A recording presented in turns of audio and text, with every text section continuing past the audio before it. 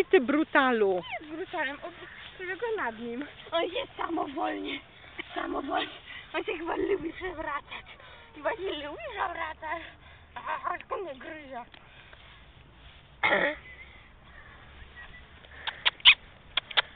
Hej!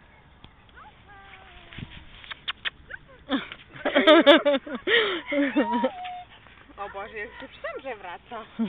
Tylko nawet nie dotknął. To nie jego wina. Nie jej znaczy. Dzikie grzywacze. Jak to grzywacze bezkrzywe?